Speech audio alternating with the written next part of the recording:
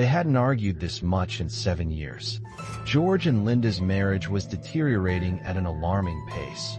What had once been love and compassion was now replaced by sheer neglect and cold-hearted abuse hurled at small hours of the night. About 8 years ago, George went to Naperville, Illinois on a business trip. Halfway to Naperville, however, George's car broke down. Rather stupidly, amongst other things, George had decided to take the off-road path heading in the direction of the small settlement of Clinton.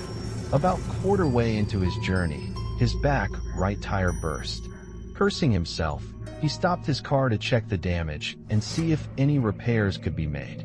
Upon inspection, George found out that he'd ridden over a whiskey bottle and it had shredded his tire. George was, to say the least, angry with his blunder. He popped open the back of the car to ascertain if he had a spare wheel to add in place of the broken one. Lo behold, no tire. Ah, hell, George explained.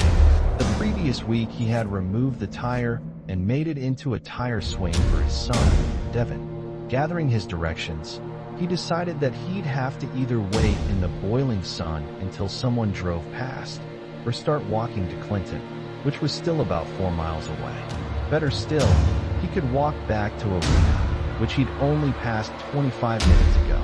Either way, he'd be missing his business trip.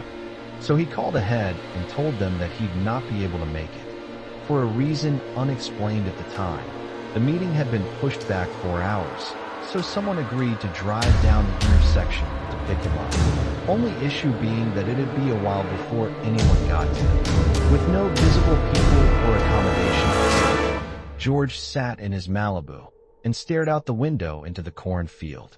George later figured that he must have fallen asleep, as he was then woken up by a gentle rapping on the window to coerce him out of his dream. "Your car's totaled, George," Leonard called through the glass to him. When he got out, he found that the front of his car had been scratched of paint. The indicators on the back of the car had been totally wrecked. "That's surreal. I was only asleep for dash." George checked the time to back up his story. He'd only been asleep for 30 minutes. Nowhere near enough time for someone to sneak up on him in his car, key his goddamn bonnet, and ruin his indicators. Besides, he'd been awake for 15 minutes and checked about the car before getting inside to wait. There had been nothing in his eyesight for miles. No trees, any secret hide holes, and definitely no secret bunkers.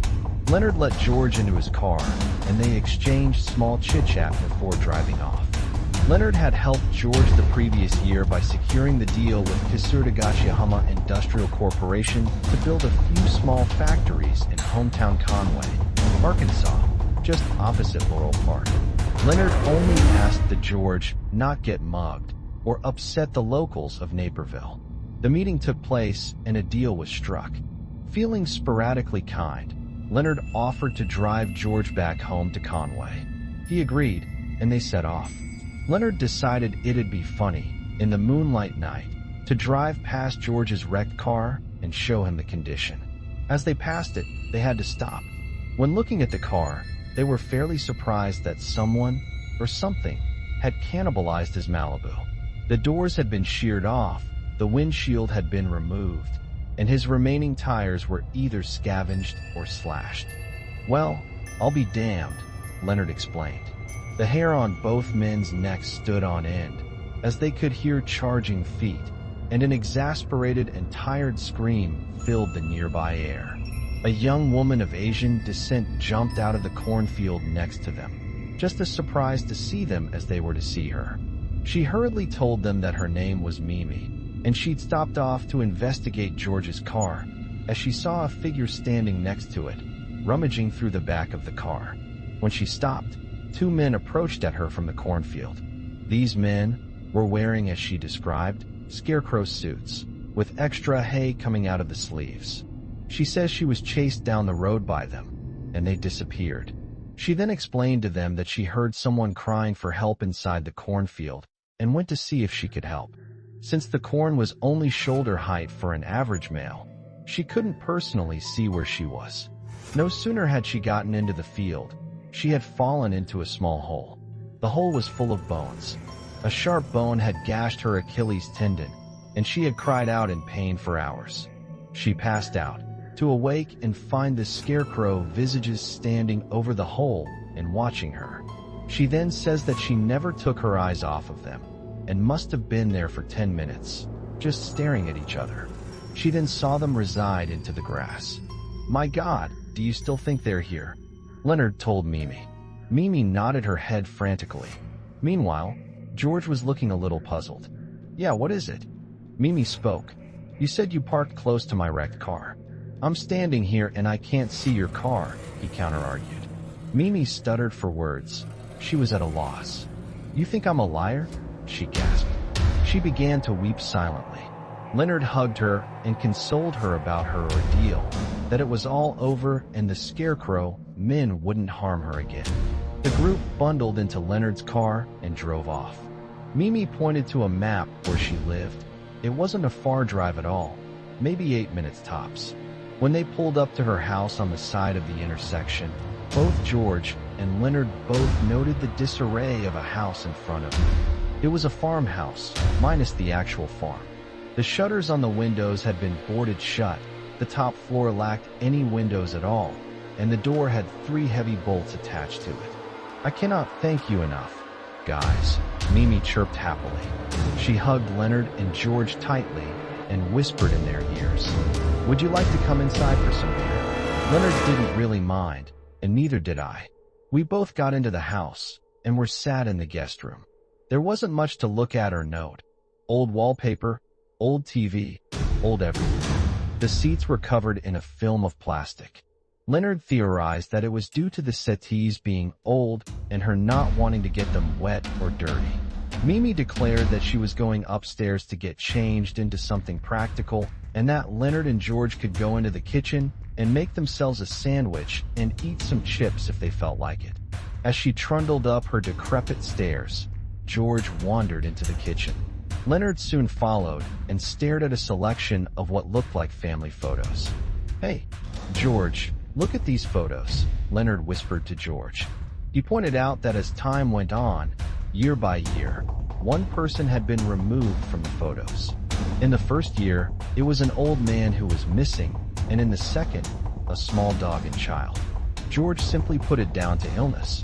As Leonard opened the larder to gather a selection of foods, he jumped back in total horror. On the shelves were stacks of meat. On one of the slices of meat lay a single garnet earring. "Well, how's this for practical, boys?" Mimi cheeped from the top of the stairs.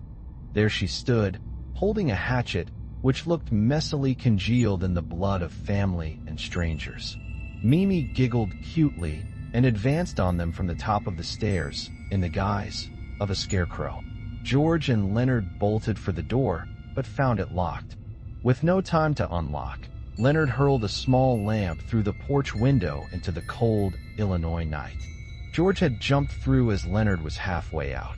Before he could get out, Leonard snagged his trouser leg on the broken window shard. George went back to grab him, but it was too late. Mimi had pulled him inside the house and was already dismembering him.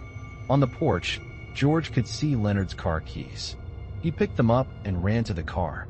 He looked back as he started up the engine to see Mimi startlingly close to his car door. He sped off into the night and straight back home, leaving Mimi stranded in the night, screaming like a possessed child, like a demon being purged from an infant. George arrived home in Conway, Arkansas, to a dismayed wife. She could see that he'd been up all night and was shocked. He backed the car into the garage and went to bed, without noticing the bloody hand prints on the bumper, which were on a gradual slope down. He never spoke of those fateful events in Illinois to anyone for 7 years, until he became addicted to alcohol to forget all of his nightmares he was having. In a drunken rage, he confronted his wife and told her the whole story after beating the shit out of her. She never forgave him afterwards, but not for not telling her, but leaving his friend at the mercy of a psychopath. George's son, Devin, never found out about his father's cowardice and set off to become a salesman for Kasurta-Gachiyama Industrial Corporation Limited. One meeting was left before Devin could go on holiday with his fiancée, Diane, and their baby. This was the final job, and he could retire to California and live a happy life. All of this was interrupted by Devin's car battery going dead. He got out in the hot Illinois sun and checked the extent of damage. When he shut the hood and stared into the field, he could have sworn he heard footsteps behind him, next to the rusted car in the cornfield.